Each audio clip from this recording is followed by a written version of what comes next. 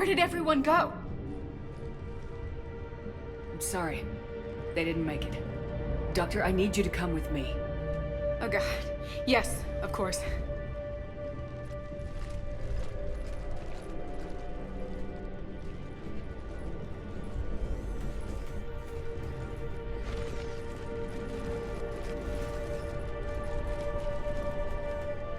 I was at another dig site when they attacked. I got back as quick as I could, but what's happening? Commander.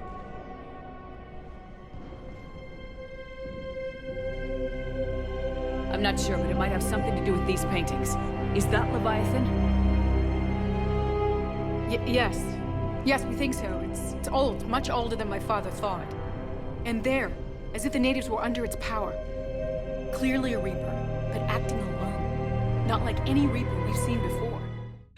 Greetings once again, and welcome to another round of Arbitration Studios as we continue our journey across the whole damn thing of the Mass Effect trilogy. I'm JP Arbiter. And I'm Captain Jack. And we are entering the Abyss now, and we're probably going to be making a lot of references to that movie. Yes, I believe we are. I believe, especially for somebody like myself who saw it when it first came out, the Abyss was a like Mass Effect. It was a genre-changing piece of property where everything after it is kind of compared to it in a way. James Cameron's really good at that. Yes, he is. Yes, he is. And at one point, BioWare was pretty good at that. And they can be again. And I'm gonna be one of these people. You know, a lot of people, whenever like a company that makes a thing, yes, and they have fallen off in quality. Yes. And so fans will say, they just need to go back and do it like they used to. I'm not one of those people that says that. I'm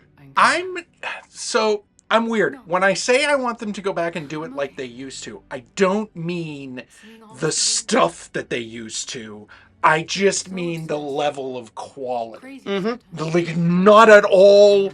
Like, I like a game that takes... Like, I like how Andromeda took risks and tried new things and pushed the boundaries. Because you're never going to make a game like Mass Effect 1. The only reason Andromeda was a failure commercially, if you ask me, is that, and we'll talk about this extensively during Andromeda playthrough probably next year. One, in reality, because they had to shift gears late into development, their production time was significantly compressed, like more compressed than even Mass Effect 3. And then, two, they were using an engine that didn't really support what they wanted to accomplish. Well, because they were being forced by Electronic Arts to use, I think it was Frostbite? Yeah, something like I believe so. And I think essentially Call of Duty engine. Yeah, and I think that what we're seeing is, and of course with the success of Baldur's Gate 3 and the success of Loran Studios, what we are seeing, and hopefully what other studios will pick up on, is the idea of let them cook. You know, and that I feel like is what I want them to get back to. And I think that's a more important thing than that is a more important key than a lot of people say just focus on making good games, because good games is a nebulous concept. Yeah, no, absolutely. Let the studio, because honestly, they let them cook for the most part on Mass Effect. And it cooked well. And that is I think that is the lesson that a lot of game companies just are missing. And I think maybe are going to get back to, because of the fact that these quickly, when they force them to, we got to change and you got to meet this deadline and da-da-da-da. And the games keep bombing. I mean, deadlines are important. Yes. But here are the things. For me, I'm of the opinion graphical fidelity is important, but graphical fidelity has to be matched by art style. Yes. Not every game has to be hyper realistic in its depictions. One of my favorite examples of this is the Borderlands game series, which completely forgoes realism in how it's presented. It's almost cel-shaded cartoony. Yeah. And so that allows the graphical engine to present more over-the-top weirdness. And if that fits the game, wonderful. For Mass Effect, what fit Mass Effect was this kind of hyper real. I wouldn't even say hyper. Not even hyper real. Yeah. The realism of the graphics presented was such that it was allowed to give way to the weird sci-fi shit that we see. Yes. And we're about to see more of. Yes. Case in point, that force field. I mean, we don't know. First off, if we can generate a force field or not is, like, still kind of unknown. Mm-hmm. And it would probably take a small city's worth of power to, like, project one that could create a wall between you and me. Right. So, but what would the effect look like, or would there even be an effect, or so like that shielding that we see around this artifact in the corner just does not. I mean, that is a graphical attribution, and so it's like, oh, focus on you want to make the force field as realistic as possible, bitch. There's no such thing right now, right? And I think that is, but. The other example I can say is that we have techno zombies in the form of the husks. Yes. I think the idea should be, this is just me, this is an opinion. Mm-hmm. I think the idea should be, if you play it and your heart rate goes up, then it's realistic enough. Mm-hmm. If you play it and you get a feeling of dread when you're in a dark corridor and these things are moving just out of your viewpoint, then the graphics are good enough. If the graphics can do what the story requires, and that's the important thing, then the graphics are good enough. My favorite thing is that whenever someone talks about, oh, the PlayStation 69, nice, can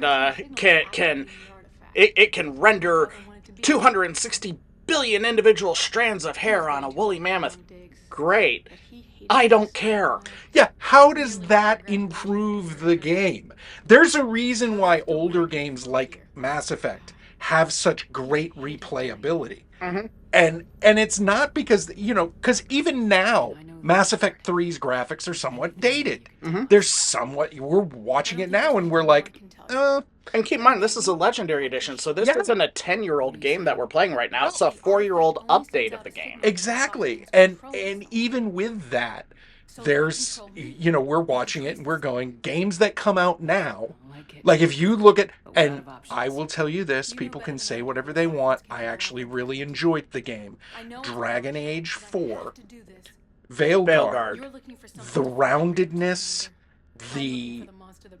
it looked more like a living environment. It looked even more alive, but in like an animated way, which was perfectly fine and fit the story and really fit the game. Mm-hmm.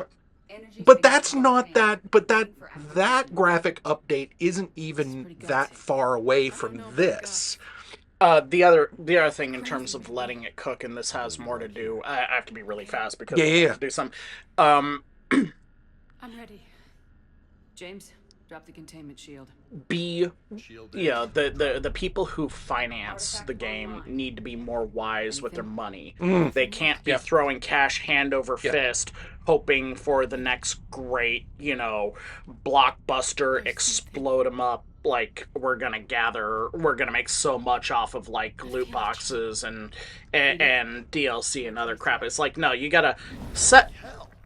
There has to be room for modest goals. So what we are doing here, the Abyss didn't have this. This is more, I don't know, some sort of like, what movies had psychic aliens that could control people? I don't know. Screamers. I thought Screamers was about the little autonomous robotic, like, male alien thing. Anyway.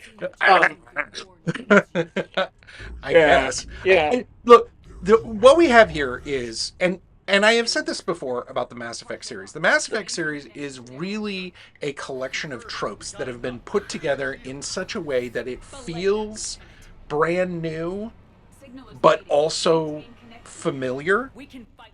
This is the first time in the trilogy where we had an option of you can push a situation further and further, and if you push it all the way, you will solve the problem fast, but you'll also cause harm. In this case, Anne here would suffer a stroke. Yeah. But you can push just a little, and you can narrow down your possibilities. You start off, if James hits the button the first time, you have 3 system possibilities. If you interrupt him the second time, it's down to 2, and then if you have 1, you only got 1 place to go. And it's funny because actually this morning on a different playthrough, I wasn't paying attention, and so he hit the button the 3rd time. It's not that much of an impediment. But it's one of those things where it's like you get bonus war assets for not letting Anne suffer. Right. But you also, like, if speed is important to you and not preserving Anne's life, then you can just let her have her stroke. I mean, me personally, in my head, I'm like, if they can't handle strokes at that point in the human evolution of culture and technology, then humans just don't deserve to live. Well, remember there was that obviously, I'm kidding. Obviously, there's that other thing that where in the hospital. There's debate about the fact that the hospital was named after a former president of, like, North America or something. Is he really alive? Because he had a stroke and he has a virtual intelligence, like, assisting his bodily functions, but he has, like, no long-term memory at all. Exactly. Right now, and I know this is a weird aside and whatnot, but I was thinking about this when I was looking at the cutscene when we started, was the fact that I enjoy that things do not need to be aerodynamic. Mm-hmm. Because they have discovered Mass Effect. Yeah. They have anti-gravity. There is 0 reason to have wings. Yeah, all you need is thrust.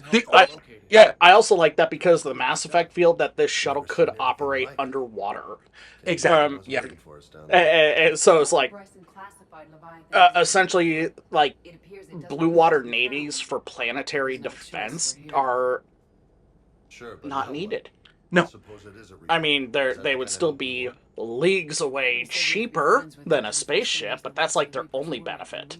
Yeah, and I would imagine that places like Earth would still have them for, if nothing else, just the tradition of it. Because humans are a species that enjoys tradition.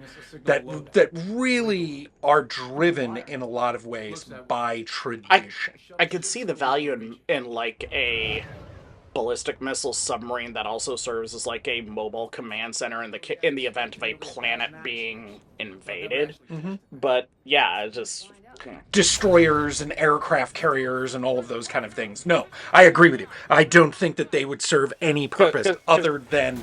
But if you notice, we still have old Ironsides, which is still an official naval vessel.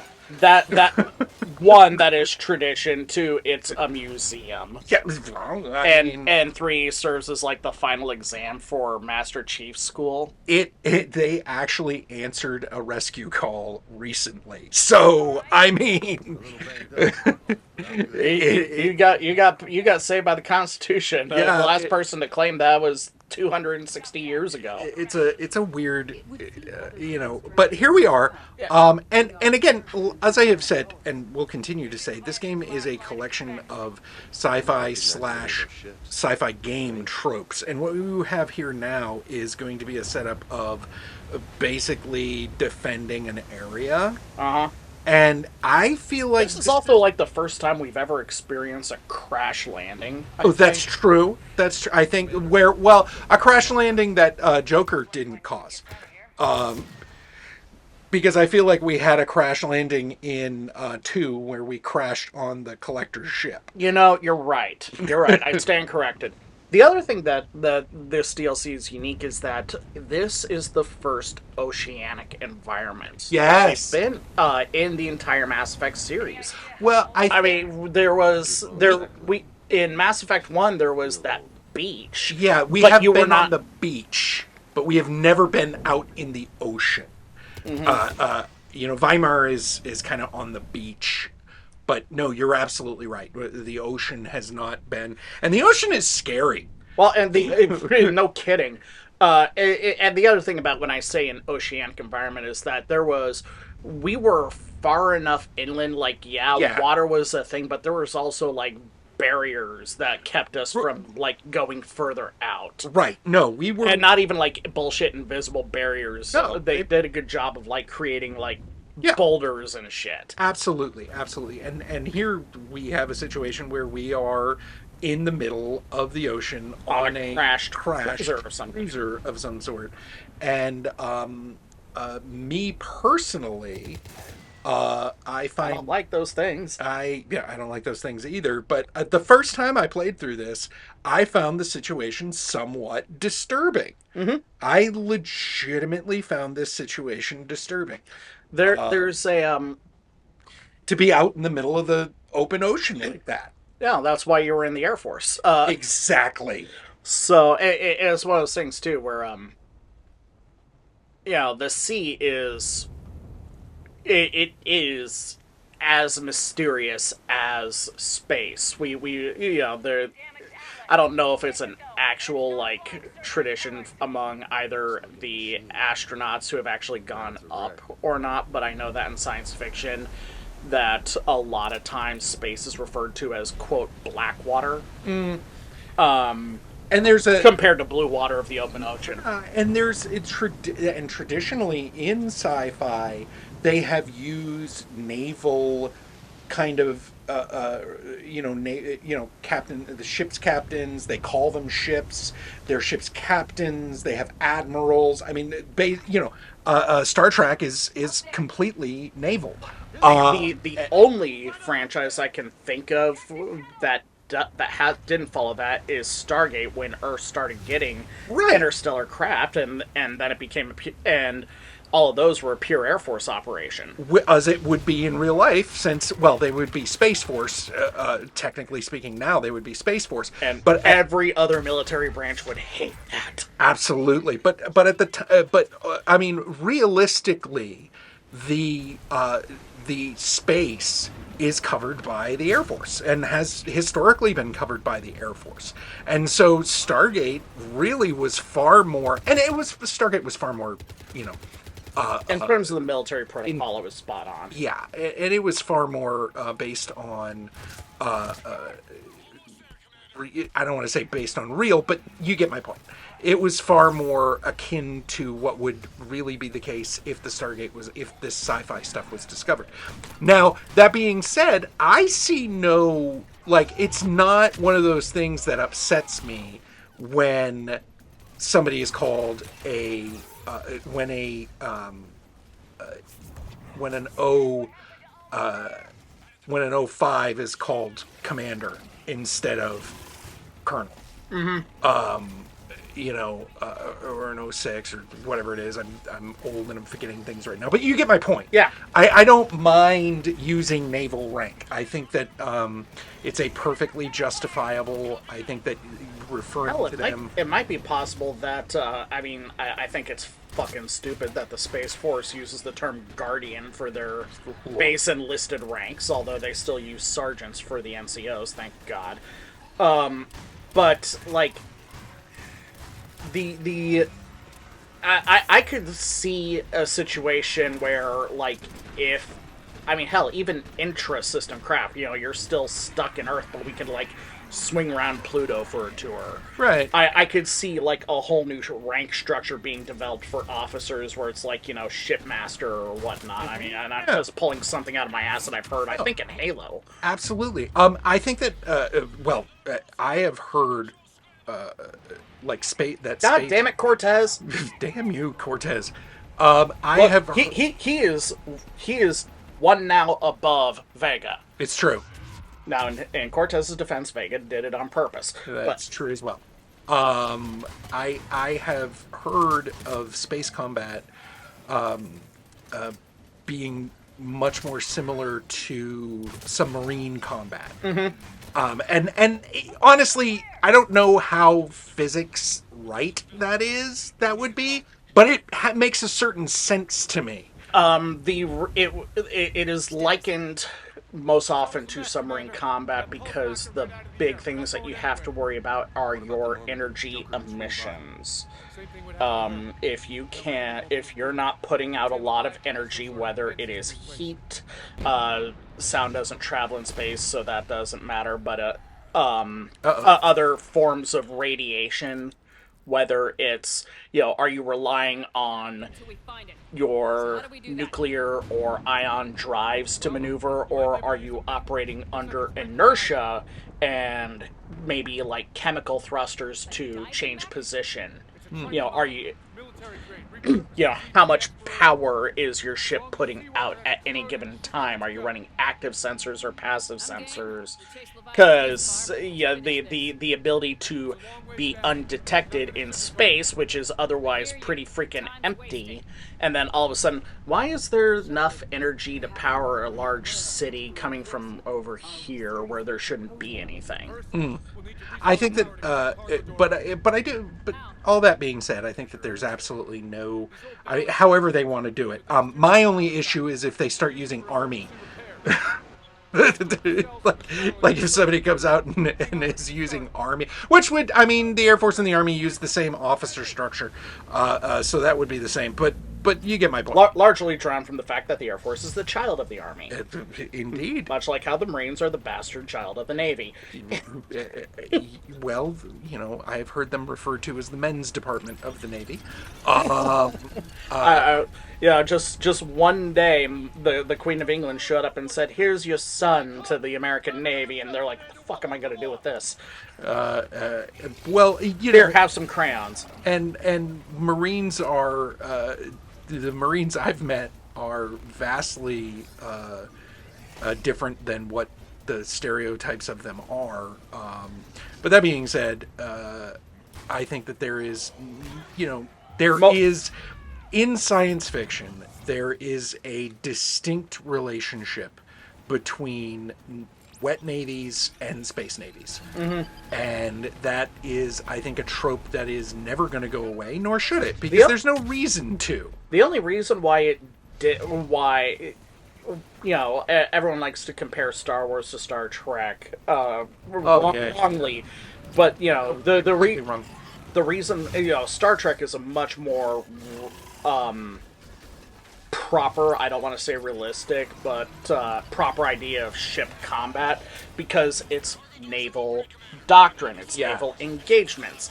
It's mostly in 3 dimensions, and I wish that Star Trek was better about exploiting that, where like ships were on different planes, different angles of attack from each other, but it's still largely naval. Right. Star Wars, George Lucas wrote Star Wars because he was fascinated by the Air Force stories from his childhood. Yeah. And that's why the Star Wars universe is so fighter-centric. Absolutely. So and that's why it has the what I largely agree with you being the dumb idea of single-manned fighter craft in space. Although that being drawn better, people create problems. And I will 100% stand by my opinion that snub fighters in space are stupid. Manned stump fighters in space. I think I sold you on small craft for like point defense a while ago. I do think that, but at the same time, it is so freaking cool. Like, I will totally admit that the space combat in Star Wars with the TIE fighters versus the X-Wings and all of that, engines screaming in the vacuum of space somehow. It honestly was something that I felt like this might have, like, it would have been one thing too many to add space combat to this, but I wouldn't have complained about it. A Mass Effect space combat game would need to be an entirely different game with its engine built from the ground up to support it. Yes. No question. And by the way, that vision right there scared the crap out of me the first time I played it. And I don't know if maybe it's because I have like deep ocean phobia or what have you. A lot of people do. But I looked at that and my stomach dropped. And it's not where I came up with the idea that if the graphics make you feel something, then the graphics are fine. They don't need to be any better. Mm-hmm. But it certainly, I think, fits into that, where... That one thing where all you see is the spotlight. Yep. And obviously it comes back, we were talking about the Abyss earlier, and yep. that climactic scene after the big fight. Yep. Of Ed Harris in the spacesuit with the liquid breathing system, which, like, is something that first off kind of works, but kind of doesn't. And it's just a, holy fuck, this is the most terrifying thing that we could do. And I feel like that fits this right here. This is... Because, I mean, Sheppard ain't breathing liquid oxygen. No. Or I should say an oxygenated liquid. Right. Because that wasn't liquid oxygen, because liquid oxygen would freeze you from the inside out. And we do, and both of us do love a good mech. Mm-hmm. Like that's both of us love a good mech. Mm-hmm. And this is, and BioWare has more has done under the ocean stuff in other games. So they actually are not unexperienced with the idea of how to make it look. Actually, a funny thing is that ocean. the making scenes that occur under the water are easy. It's animating water on the surface. That's a bitch. That's true. But anyways, I find this particular one still to this day when I play through. The worst thing about this all is this gauge right there in the corner. Yeah. Because you were a mechanic in the Air Force. I was. And I'm just, I'm not a car guy, but one of our best friends is a car guy, and my dad and my son are car guys too. So it's like, when you see a needle pinging into the red part, and that red part is generally for you don't want the needle here in the red part. Right. Right. It's like, what? And then you have to go even deeper. That's what she said. Indeed. Anyway. But it is freaky. It is. This whole bit is so different from the entire, like, once you dive in, this whole bit is so different from the entirety of the rest of the game. So, and delightfully so. Mm-hmm. I think I shared this video with you. There was a video by a creator by the name of Laserpig, and his whole point was that he was talking about why the USS Defiant was a bad ship for its mission and a bad ship for Star Trek and and whatnot. But he went on about he had this tangent, and that's like his whole video series where it's like 20 different tangents that are loosely connected. But he had this tangent about cosmic horror, about going out into space and just finding something that makes you that just completely blows your understanding of stuff out of the water. And say his name and he appears. I know, right? This is Joe Hendry. This ain't. No. This is a literal Cthulhu creature. Yep. A literal old one who's popped out and said, yeah, everything that's responsible here is my fucking fault. Yeah, and I love how they give it a face. Mm-hmm. Because, I mean, humans are going to see it with a face regardless of what they do. Because that's just how the human brain works. The human brain sees faces even where there is no face. Now, this is where we get... finally the origin story of the Reapers. Right. We had that beforehand in the initial commercial release of Mass Effect, and even I, who otherwise said the original ending was fine. Yeah. It wasn't great. It wasn't as bad as people were saying. No, it was serviceable. But it was like, Yeah, but it gave a half-assed it gave us a half-assed origin for the Reapers, and then this gives the rest of the ass. Mm-hmm. So the first question is, did the Reapers need a true, like, from the ground up origin? I don't believe they did. I don't mind that they gave them one. Mm. I'm not mad that they gave them one, but I don't believe that one was necessary. Yeah. I like this DLC. I think this DLC, it does what DLC should do. It gives you more of what you love about the regular game. It gives you more to play, more to do, and it adds to the story in a way that if you can't afford and don't get the DLC, you're not Missing anything? missing anything. If It that also did something interesting in that it drops a hint at the end of this of, we're gonna have to deal with this later, aren't we? yeah. We refer back a lot to Stargate SG-1, which had Yep. a lot of those moments. Yes, and You know, my favorite one is when they find the Gould's former system lord Hathor, and she escapes Stargate Command, and that's the end of the episode, and that is the ultimate, this is going to be a pain in the ass later, and she's a pain in the ass for like 2 seasons. yeah, and that happens a lot with Stargate, and that happens, and fortunately, it doesn't really happen with Mass Effect. Usually, we get to kill our bad guys, and they don't come back, and they don't cause a problem. So, I do like the fact that the Reapers, accepting the fact that there is a Reaper or a hard Reaper origin now. Yeah. Things that I like about this. I like the fact that the creatures that we have just found, the Leviathans, are not the Leviathans that created the Reapers. They are the descendants of it. Yes, I appreciate. We do not have immortal space gods. Yes, they are not. They are mortal creatures who just happen to live a really long time. But they are most We assuredly. don't even know if they necessarily live a very long time. For all we know, maybe they only live for about 60, 70 years. No, that's true. But what they are is that they are a species with coherent thought and a history that has been passed down despite millions of years at this point. Yes, and they don't say it, but I imagine they have some kind of racial memory where their memory is passed down generationally.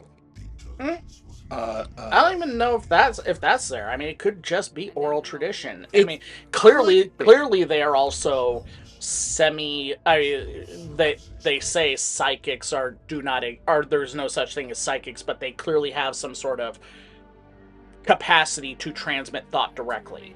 That would make racial memory or genetic memory unnecessary. Yeah, no, it would, and quite, and I of course am going from the idea that true in this world, true psychic ability is not possible. Mm-hmm. Like mind reading and like there's something going on there that has a technical that is not my mind control. To your mind, yeah. Now, the other thing that I like is that the Leviathans, first off, as the descendants of the progenitors who created the intelligence that created the Reapers in the first place, they kind of own the mistakes of they do, because they say, you can't understand the idea of a galaxy that will bend to your whim. Yeah. You're gonna overlook shit, and our forebears clearly did. Yeah. And our species has suffered the consequences of it. That's an excellent point. That is an excellent point. Yeah, that doesn't change something that with the catalyst later that didn't even need any DLC to justify. But we will talk about that when we get to the ending of the game and do our whole game ending right episode. So, The things that I don't... the other thing that I like is that the Reapers were made in by the intelligence in the image of their creators. Yeah. Because that is just classic Hebrew golem Yeah. hubris. Yeah, absolutely. No, I mean, that is just...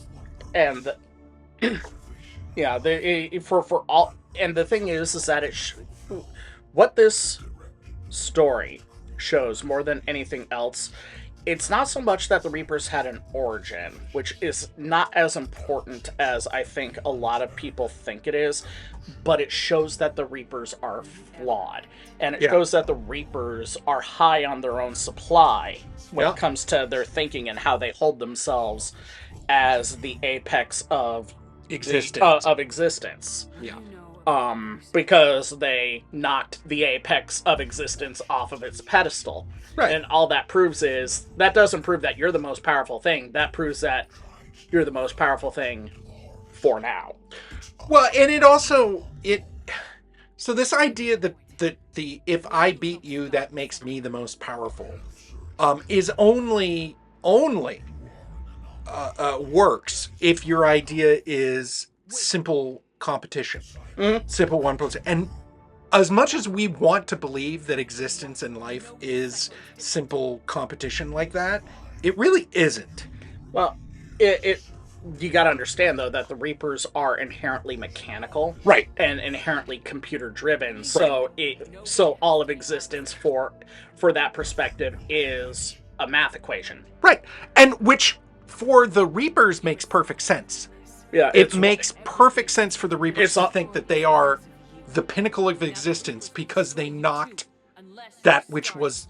It's also why the Reapers, because their mission is to preserve life, all they do is preserve, I guess, the image or the genetic structure and heritage of the species and nothing of what the species creates. Right. No art, no music, no stupid fiction writing about some guy in a pink battle mech. No whimsy. Yeah. They don't understand. So to me, I think that they are, because they don't understand those things, they're not a true species. They're not. It's so... And true species have art. Mm-hmm. True intelligent species have art. They have whimsy. They have things that are there that have nothing to do with whether or not they survive or are better than or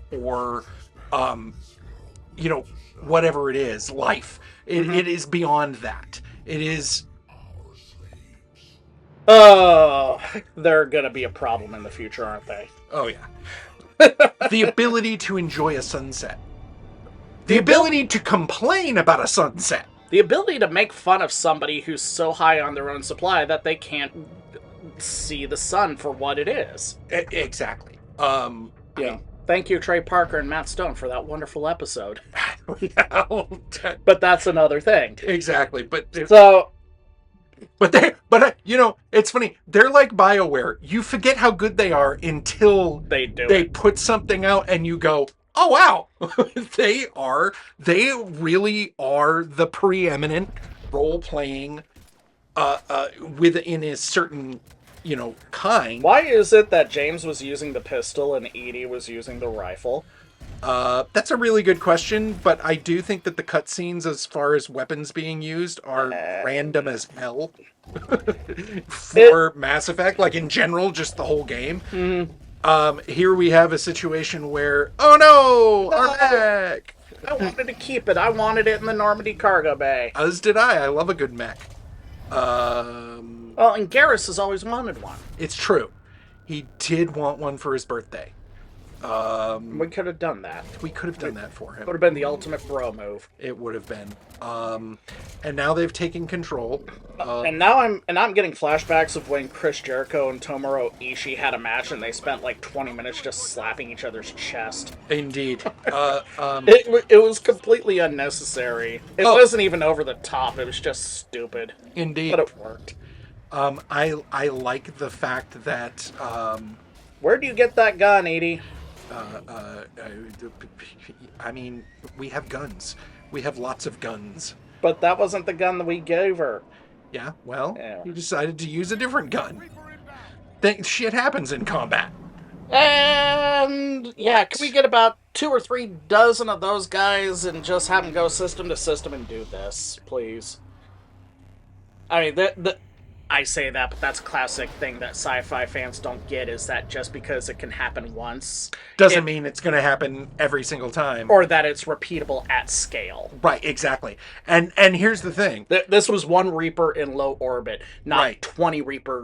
20 Reapers in a star system, let alone the fact that all of the Reapers were around Earth. Right, and the Reapers had already beaten the Leviathan. And driven them into hiding. Yeah. So They can handle one, for sure. absolutely, we know they can handle one. We can handle one. Proven that several times. Yeah. I mean, look, here's the thing, and I believe this about humanity. We can handle 20 if we have enough Thresher Boss. If I believe anything about humanity, it's that if you do not wipe us out to the last man in your first strike, we will find a way to kill you, even if it wipes us out. We will figure out a chemical or a biological. We will figure out a way, and it will. When it comes to shove, we will stab you. Push comes to shove, we will throw asteroids at you. We will put Mass Effect engines on asteroids, get them up to a percentage of C, and slam them into you. It does make me wonder how many Reapers were actually taken out when that mass relay blew up in Arrival. That's a really good, I think that's a decent question. I assume there are tens of thousands of Reapers, so... I also assumed that there were that many, but I have had other people tell me that no, in fact, there weren't really that many Reapers, but It's the question of how many aliens were in the hive. Yeah. But and speaking of aliens, Lance Henderson's going to give us a debrief. Thank you, Lance Henderson. Love you, Lance Henderson. I know he actually has a name in this game, but... Hackett, but I refuse to use it. It's Admiral Hendrick. My son asked me who I would cast in, because there's a live-action Mass Effect show coming soon, and he asked who I cast as Hackett. And, well, who I cast as everyone, and right at a drop of the hat, I said I want Adam Copeland as Hackett. Ooh! Because Not bad.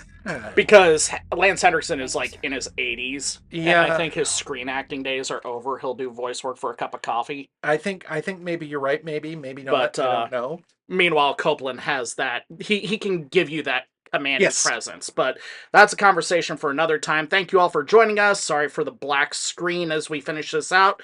But we'll catch you later. Deuces.